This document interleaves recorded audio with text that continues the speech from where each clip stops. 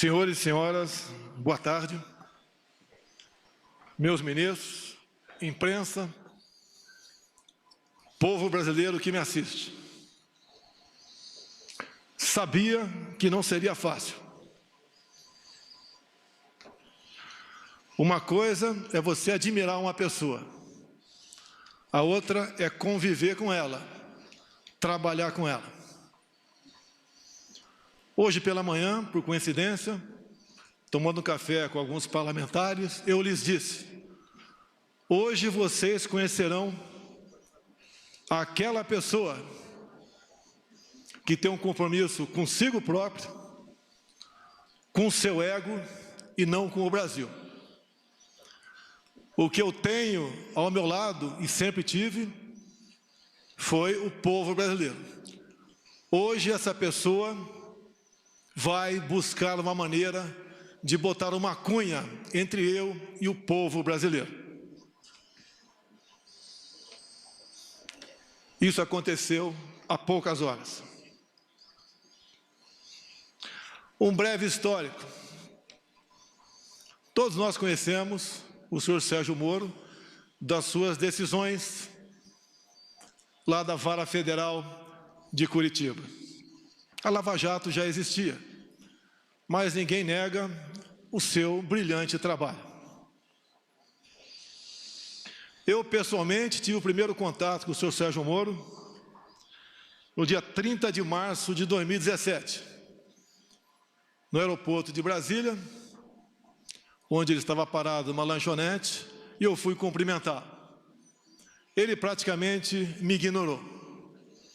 A imprensa toda noticiou isso, dando descrédito à minha pessoa. Confesso que fiquei triste, porque ele era um ídolo para mim. Eu era apenas um deputado, humilde deputado, como é, ou como são, a maioria do que estão no parlamento brasileiro. Não vou dizer que chorei, porque estaria mentindo, mas fiquei muito triste. Para minha surpresa, alguns dias depois, eu estava em Parnamirim e recebi um telefonema dele, onde, obviamente, a sua consciência tocou e ele conversou comigo sobre o episódio. Eu dei por encerrado o assunto. Me senti, de certa forma, reconfortado. O tempo passou. Eu, numa pré-campanha, e ele com as suas sentenças em Curitiba. Com o passar do tempo, entrei em campanha e, como, no meu entendimento, não tinham como me deter, tentaram me assassinar. Obviamente, isso marca a história de uma nação, muito mais a minha vida, a da minha família, em especial da minha filha Laura, de 9 anos de idade. Acabou o primeiro turno, eu passei para o segundo turno com o senhor Fernando Haddad, do PT. Nesse ínterim, eu baixado no Einstein, em São Paulo, recebi uma ligação de uma pessoa que queria fazer com que o senhor Sérgio Moro fosse me visitar. Eu fiquei feliz, mas declinei. Ele não esteve comigo durante a campanha. Eu não sei quem ele votou no primeiro turno, e nem quero saber. O voto é sagrado e secreto. Mas eu exatamente evitei conversar com ele naquele momento, entre o primeiro e o segundo turno, porque com toda certeza essa visita se tornaria pública, e eu não queria aproveitar do prestígio dele para conseguir a vitória no segundo turno. Após, então, a nossa vitória, a vitória da democracia, da liberdade, das eleições livres, eu recebi o senhor Sérgio Moro na minha casa, na Barra da Tijuca, Presente, ao meu lado, o senhor Paulo Guedes, um homem que já havia escolhido para ser ministro da Economia. E ali traçamos alguma coisa de como ele seria tratado caso aceitasse o nosso convite para ser ministro da Justiça. Obviamente, repito, ele não participou da minha campanha. Acertamos, como fiz com todos os ministros, vai ter autonomia no seu ministério. Autonomia não é sinal de soberania. A todos os ministros, e a ele também, falei do meu poder de veto. Os cargos chaves teriam que passar pelas minhas mãos e eu daria o sinal verde ou não. Para todos os ministros foi feito dessa maneira. Mais de 90% desses cargos que passaram pelas minhas mãos, eu dei o sinal verde. Assim foi também com o senhor Valeixo. Até ontem, diretor-geral da nossa honrada e gloriosa Polícia Federal.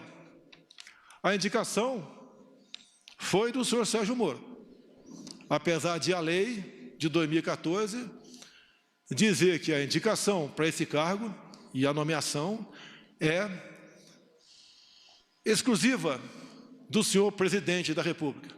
Abri mão disso, porque confiava no senhor Sérgio Moro. E ele levou a sua equipe, ou trouxe a sua equipe aqui para Brasília. Todos os cargos chaves são de Curitiba, inclusive a Polícia Rodoviária Federal. Lógico, me surpreendeu.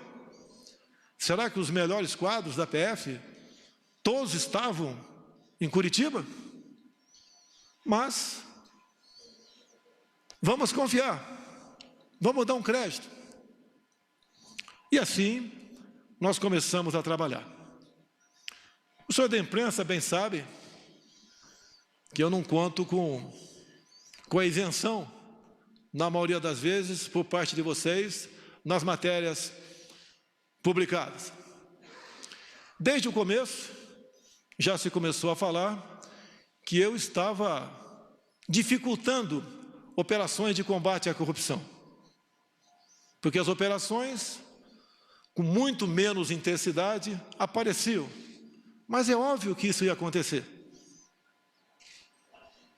Se as nossas indicações para ministérios, bancos oficiais e estatais não passavam por indicações partidárias, está na cara que a fonte da corrupção não era tão abundante quanto antigamente.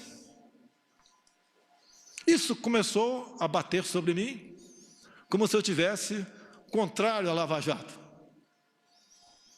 Isso não é verdade. As grandes operações da PF no passado foram em cima de estatais ou de empreiteiros que faziam obras e arrancavam recursos via bancos oficiais, em especial o BNDES. Nós botamos um ponto final nisso. Isso foi muito caro para mim. Poderosos se levantaram contra mim. E é uma realidade. É uma verdade. Eu estou lutando contra um sistema, contra o establishment. Coisas que aconteciam no Brasil, praticamente não acontecem mais. E me desculpe a modéstia, em grande parte, pela minha coragem de indicar um time de ministros comprometido com o futuro do Brasil. Continua não sendo fácil, mas pode ter certeza, hoje em dia, eu conto com muitos parlamentares dentro do Congresso Nacional que já comungam dessa tese, de vários partidos, exceto da extrema esquerda, porque o que eles querem, no final das contas, é roubar a nossa liberdade. No que depender de mim, não medirei esforço para que isso não aconteça. dizer ao prezado ex-ministro Sérgio Moro, como o senhor disse hoje na sua coletiva, por 3 vezes, o senhor disse que tinha uma biografia a zelar. Eu digo a Vossa Senhoria que eu tenho um Brasil a zelar. Não apenas fiz um juramento quando sentei praça nos idos 1973, na Escola Preparatória de Cadetes do Exército em Campinas, em dar a vida pela minha pátria, se preciso fosse. Mais que a vida para a minha pátria, eu tenho dado. Eu tenho dado o desconforto da minha família, as acusações mais torpes possíveis, não só contra a minha família, bem como aqueles que estão ao meu lado. Falava-se em interferência minha na Polícia Federal. Ora as bolas, se eu posso trocar um ministro, por que não posso, de acordo com a lei, trocar o diretor da Polícia Federal?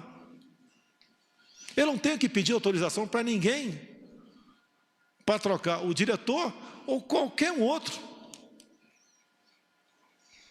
que esteja na pirâmide hierárquica do Poder Executivo. Será que é interferir na Polícia Federal, quase que exigir e implorar a Sérgio Moro que apure quem mandou matar Jair Bolsonaro? A PF de Sérgio Moro mais se preocupou com Marielle do que com seu chefe supremo. Cobrei muito deles aí. Não interferi.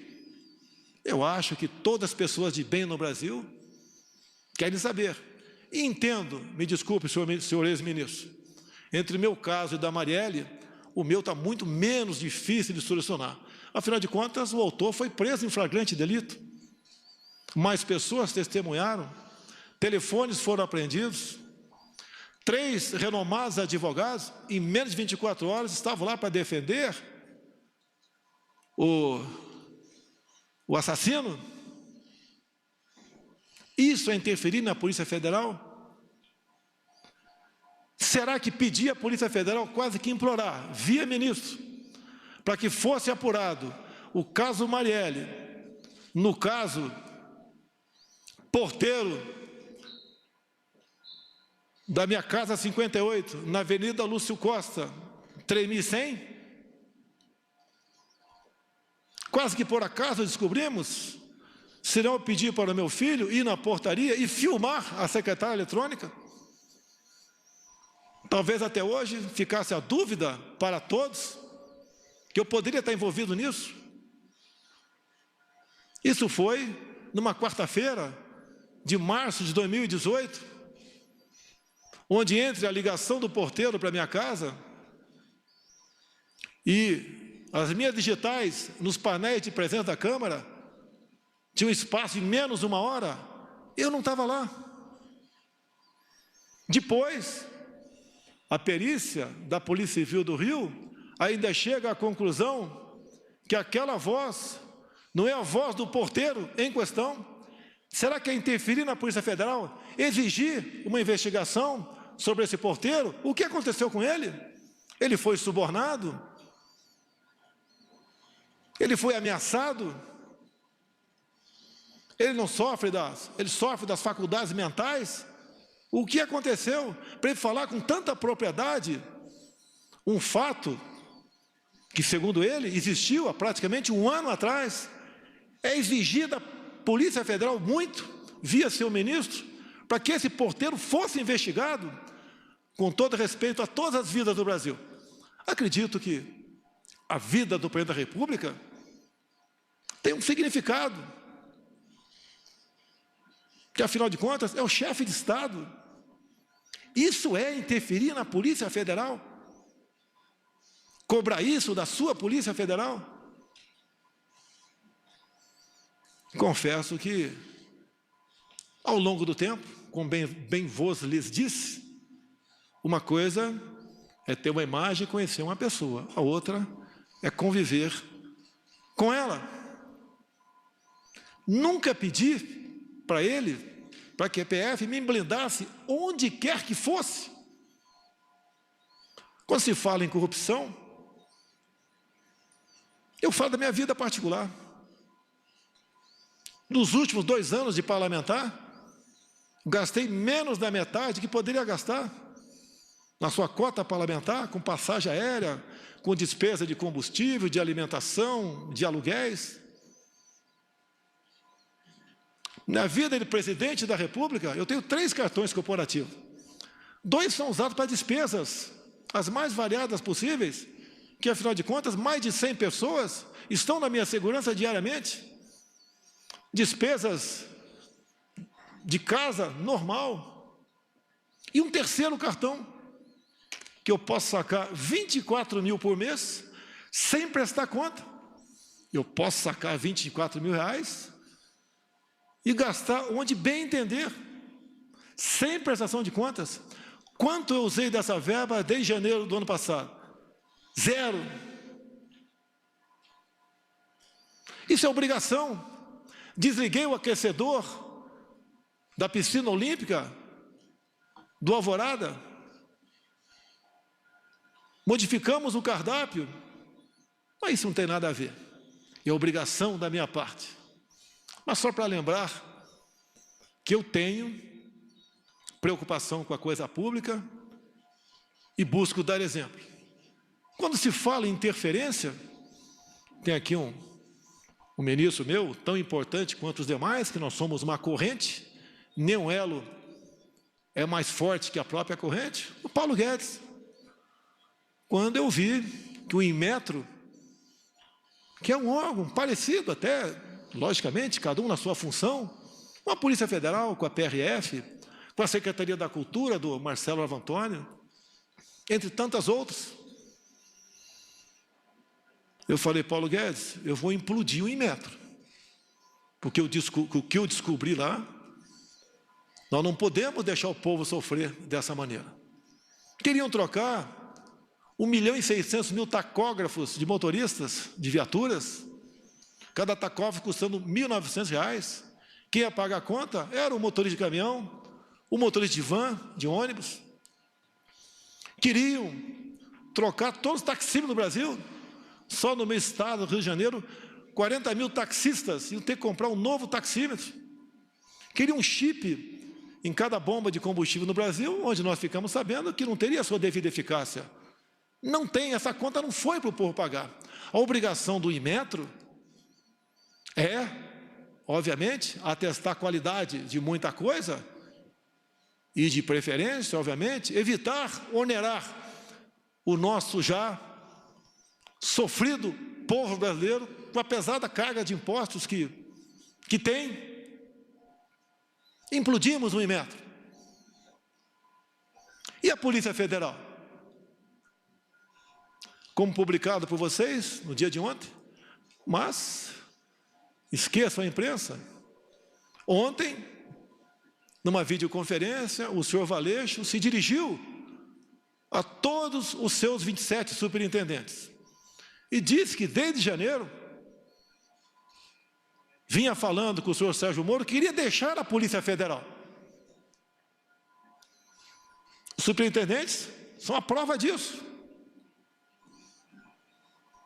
E eu, algumas vezes, falei com o Sérgio Moro sobre a Polícia Federal.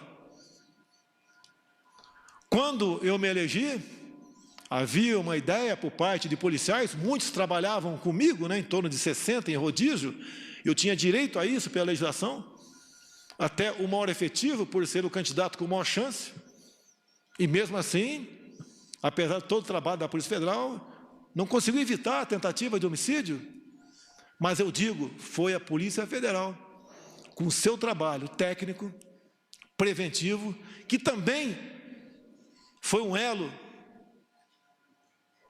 na salvação da minha vida. Porque a cada ponto, a cada esquina que eu passava, eles tinham um plano da minha evacuação, caso sofresse alguma coisa. Então, a Polícia Federal, em primeiro lugar, eu devo a minha vida a esses homens, bem como alguns policiais militares de Brasília e do Rio que voluntariamente estavam lá em Juiz de Fora. E o que eu quero, o que nós queremos da Polícia Federal, que ela seja usada em sua plenitude, que as suas operações sejam, no mínimo, mantidas, no que depender de mim, potencializadas, que é com o trabalho dela que nós damos esperança, num primeiro momento, à população brasileira. O combate à corrupção, o combate ao crime organizado. E, como mesmo o senhor Valeixo disse que estava cansado, eu comecei a fazer gestões junto ao ministro para trocarmos o diretor-geral da Polícia Federal. Era a intenção dele, como ele declarou ontem, que desde janeiro queria sair. Nós cansamos, nós não somos máquinas. No dia de ontem, eu conversei com o senhor Sérgio Moro, só eu e ele, como na maioria das vezes nossas conversas, onde eu sempre abri o coração para ele. Eu já duvido se ele sempre abriu o coração para mim. Eu sempre disse aos meus ministros, a confiança tem que ter dupla mão. O ministro quer que eu confie nele, quer e tem razão, mas eu também quero que o ministro confie em mim. Sempre falei para ele, Moro, não tenho informações da Polícia Federal. Eu tenho que todo dia ter um relatório do que aconteceu, em especial nas últimas 24 horas, para poder bem decidir o futuro dessa nação. Eu nunca pedi para ele o andamento de qualquer processo, até porque a inteligência com ele perdeu espaço na justiça, quase que implorando informações. E assim, eu sempre cobrei informações dos demais órgãos de inteligência oficiais do governo, como a ABIN, que tem à frente um delegado da Polícia Federal, uma pessoa que eu conheci durante a minha campanha e tem um nome e é respeitado pelos seus companheiros. E conversando ontem com o Moro, entre muitas coisas, até que chegou na questão Valeixo, eu falei, está na hora de botar um ponto final nisso. Ele está cansado, está fazendo como pode o seu trabalho. Pessoalmente, não tenho nada contra ele. Conversei poucas vezes com ele durante 1 ano e 4 meses. Sim, poucas vezes, mas conversei com ele. E a maioria das vezes estava o Sérgio Moro do lado. Então, eu falei que amanhã, dia de hoje, o Diário Oficial da União publicaria a exoneração do senhor Valeixo. E, pelo que tudo indicava, a exoneração a pedido. Bem, ele relutou, o senhor Sérgio Moro, e falou, mas o nome tem que ser o meu. Falei, vamos conversar. Por que tem que ser o seu e não o meu? Ou então vamos pegar, já que não tem interferência política, técnica ou humana, pegar os que têm condições e fazer um sorteio. Por que tem que ser o dele e não possivelmente o meu, ou um de consenso entre nós dois? E eu lembrei da lei de 2014, que a indicação é minha, é prerrogativa minha. E o dia que eu tiver que submeter a qualquer um subordinado meu, eu deixo de ser presidente da República. Jamais pecarei por omissão. Falei para ele, quero um delegado, que pode não ser o seu, pode não ser o meu, mas que eu sinta, além da competência óbvia, se bem que isso é uma coisa comum entre os delegados da Polícia Federal, que eu possa interagir com ele. Por que não? Eu interajo com os órgãos de inteligência das Forças Armadas, se preciso for, eu interajo com a ABIN, interajo com qualquer um do governo, sempre procuro o ministro. Mas, numa necessidade, eu falo diretamente com o primeiro escalão daquele ministro, como ontem, ou anteontem, eu tinha que decidir uma coisa, tinha que ver com a Marinha.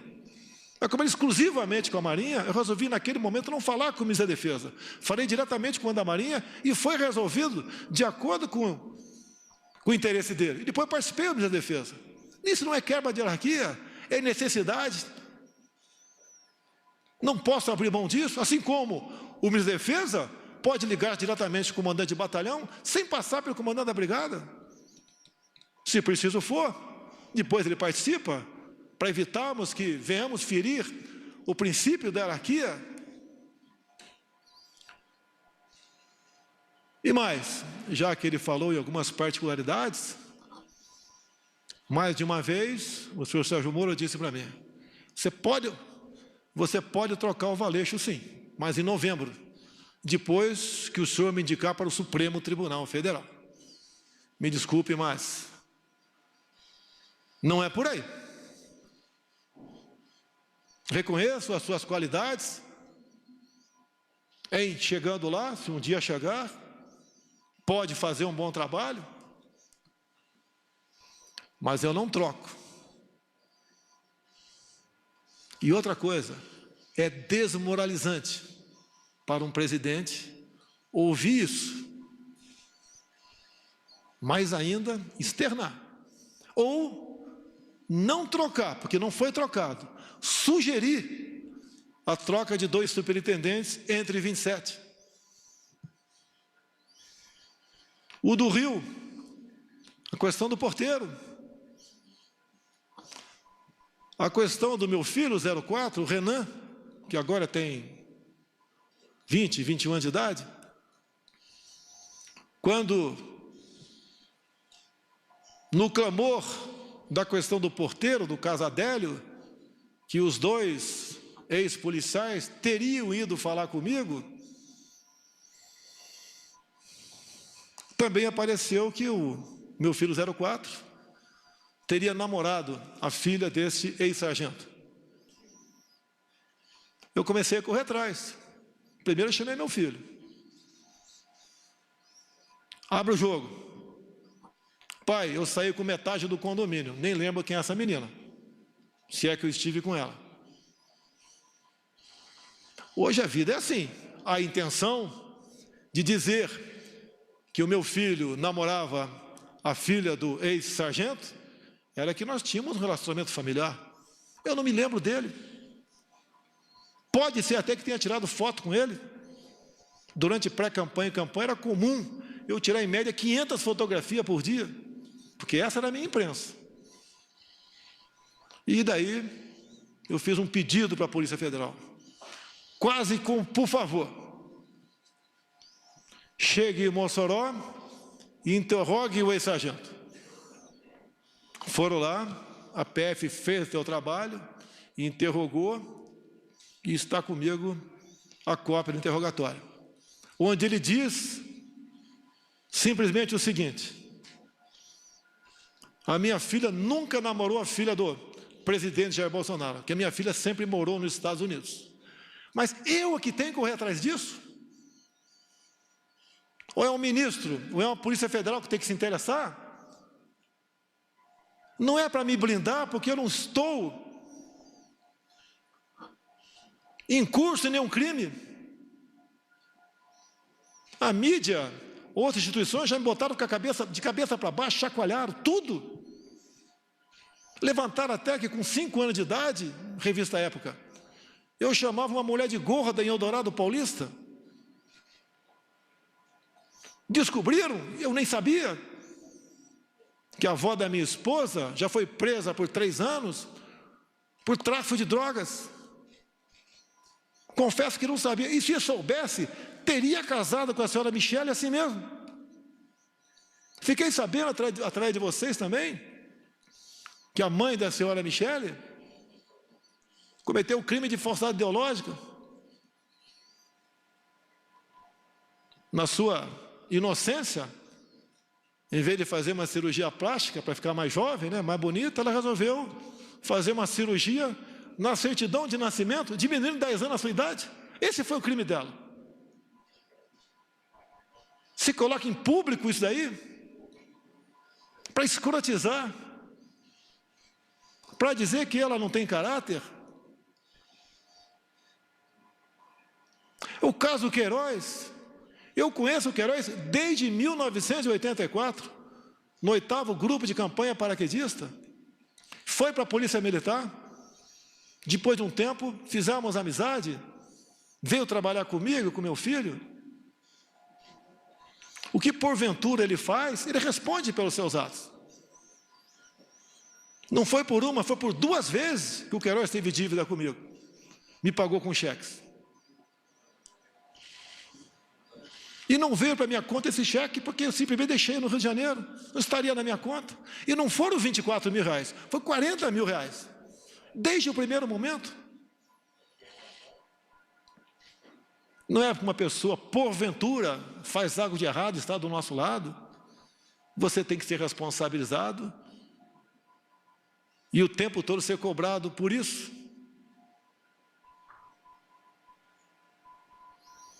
Nunca pedi para blindar ninguém da minha família. Jamais faria isso.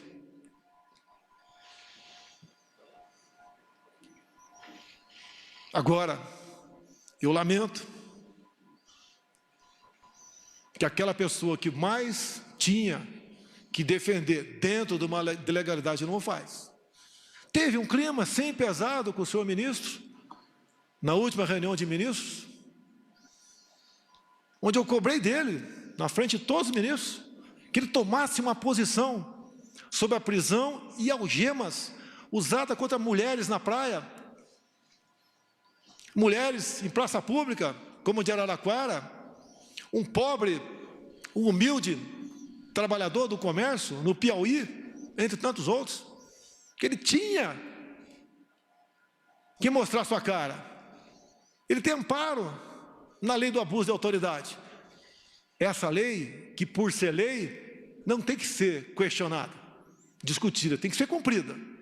Quem é contra ela, que apresente o MADIM junto ao órgão competente para que ele ajuize junto ao Supremo Tribunal Federal.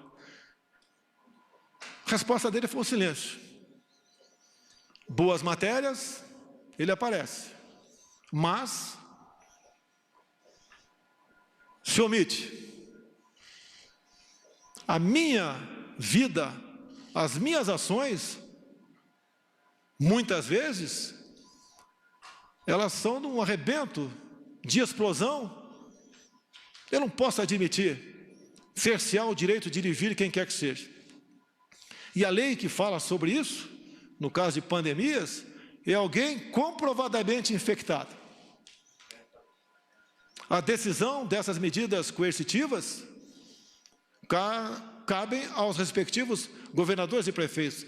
Assim decidiu o Supremo Tribunal Federal. E uma vez decidido, não cabe a mim questionar mais.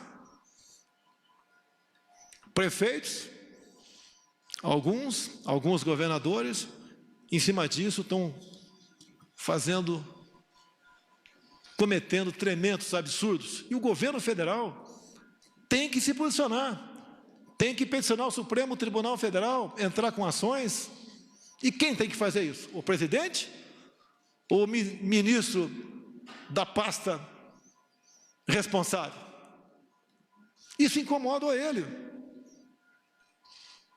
É um ministro, lamentavelmente, desarmamentista, dificuldades enormes com decretos para facilitar para os CACs ou para aqueles que têm uma arma a compra de armamento, de munição.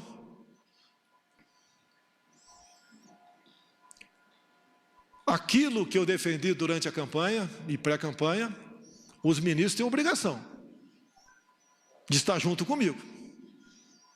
Caso contrário, não estão no governo certo. Não tenho mágoa do senhor Sérgio Moro. Hoje pela manhã, acredito que 7 ou 8 deputados, ou meia dúzia, tomaram café comigo. E eles estão à vontade, se quiser falar ou não. Eu lhes disse, hoje vocês vão conhecer quem realmente não me quer na cadeira presidencial.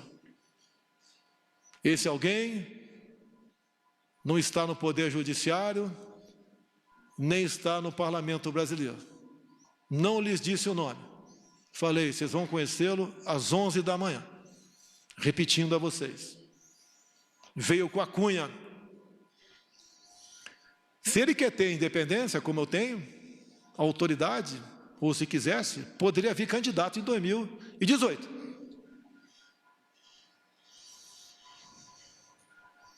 Agora, eu não posso conviver, ou fica difícil a convivência, com uma pessoa que pensa bastante diferente de você. Um fato que foi noticiado muito no início do ano passado, ele nomeou a senhora Ilona Sabó como suplente de um conselho, e nós sabemos que essa senhora, ou senhorita, tem publicações, as mais variadas possíveis, defendendo o aborto, ideologia de gênero, entre tantas outras coisas, que estão em completo desacordo com as bandeiras que eu defendi, que os cristãos brasileiros também defendiam, e até ateus defendiam também. Não foi fácil conseguir a exoneração dessa pessoa, porque o tempo todo você me deu carta branca e porteira fechada. Mas quase sempre se lembrava do poder de veto. Torci muito para dar certo.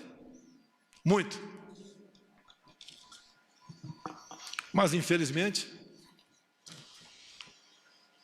ou felizmente, no dia de hoje, após nossa conversa no dia de ontem, eu até fui sinalizado que ele compareceria à presidência e seria bem recebido, como foi o senhor Mandetta há poucos dias, para comunicar seu afastamento, ou para tentar a última cartada. Tem mais esses nomes aqui para o DG. O senhor concorda com algum desses ou não? E daí tomar uma providência. Eu sempre fui do diálogo. Vocês não vão encontrar nenhum ministro meu que vai dizer que eu impus qualquer coisa para ele. Ele resolveu marcar uma coletiva e fez acusações infundadas, que eu lamento. Para muitos, vai deslustrar a sua tão defendida biografia. Nós que estamos na linha de frente, nós ministros, tem algo mais importante que a nossa biografia. É o bem-estar do seu povo, é o futuro dessa nação. Vamos levar, no sentido figurado, muito tiro na cara, mas vamos cumprir a missão. Aqui tem ministros que apanham todo dia, como Abraham Van Trauben, por exemplo. Outros apanham também, mas esse é um exemplo. Luta contra uma doutrinação de décadas, onde vem demonstrando que a educação do Brasil nunca teve tão mal. Não só as provas do PISA, bem demonstram que estamos em várias matérias, em último na América do Sul, em último no mundo. Isso tem que ser mudado.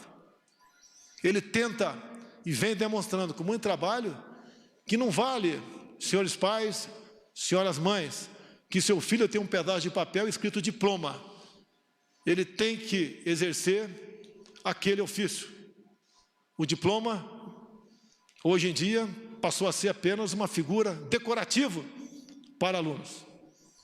Ele tem que ser um bom profissional e não um bom militante.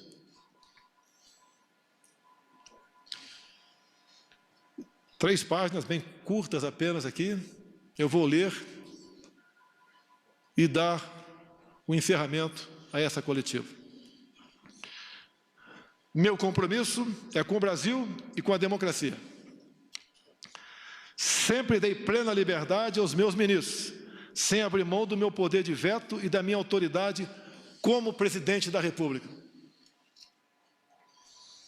Sempre mantive diálogos republicanos com todos os meus ministros. Temos discordâncias e convergências, mas em qualquer situação mantive o respeito à opinião de todos. Sempre fui leal a eles. Ontem, mais uma vez, conversamos com o senhor ministro Sérgio Moro sobre a substituição na Polícia Federal. Esperava, em conjunto com o senhor ministro, definir um nome para dirigir a instituição, ainda que, pela lei, esta seja uma prerrogativa exclusiva do presidente da República.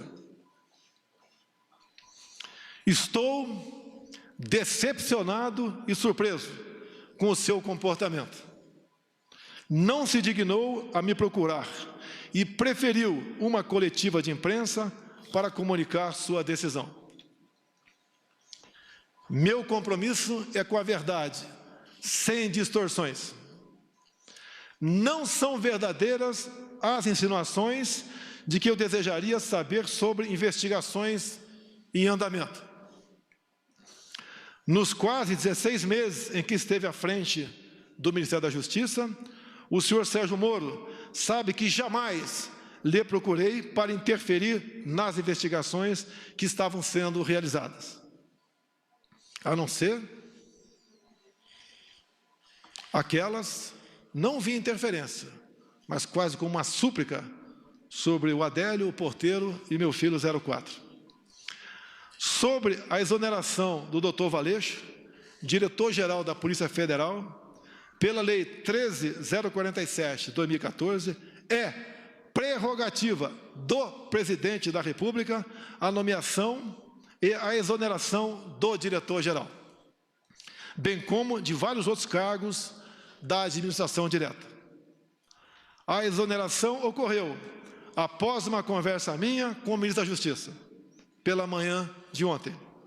À noite, eu e o doutor Valeixo conversamos por telefone e ele concordou com a exoneração a pedido. Desculpe, senhor ministro, o senhor não vai me chamar de mentiroso. Não existe uma acusação mais grave para um homem como eu, militar, cristão e presidente da República, ser acusado disso. Essa foi a minha conversa com o doutor Valeixo. E mais ainda, não só a imprensa publicou, no dia de ontem e de hoje, bem como, entre aspas, o doutor Valeixo, em contato com a Superintendência do Brasil, comunicando que estava cansado, que desde janeiro queria sair. Então não foi uma demissão que causasse surpresa a quem quer que fosse. A PF é uma instituição de Estado. Ela deve se conduzir de acordo com a Constituição Federal e as leis do país. Não importa quem as conduza. Não abro mão disso. Não existe possibilidade de interferência na Polícia Federal. Sua própria estrutura e seus profissionais garantem a autonomia de suas investigações. Esta autonomia é inerente à instituição, independente de governos. Não posso aceitar minha autoridade confrontada por qualquer ministro. Assim como respeito a todos, espero o mesmo comportamento. Confiança é uma via de mão dupla. Continuarei fiel a todos os brasileiros. Seguirei no combate à corrupção, às organizações criminosas e no trabalho para a redução da criminalidade. O governo continua. O governo não pode perder sua autoridade por questões pessoais de alguém que se antecipa a projetos outros. Travo o bom combate. A minha preocupação é entregar o Brasil para quem vier me suceder no futuro, bem melhor do que recebi em janeiro do ano passado. Confio nos meus ministros, nos servidores públicos, que têm nos ajudado a vencer a estes obstáculos. O Brasil é maior do que qualquer um de nós. Esse é o nosso compromisso, esse é o nosso dever de servir a pátria. A pátria vai ter de cada um de nós o seu empenho, o seu sacrifício e, se possível, se for necessário, o teu sangue para defender a democracia e a liberdade. Meu muito obrigado a todos os senhores. Está encerrado este pronunciamento.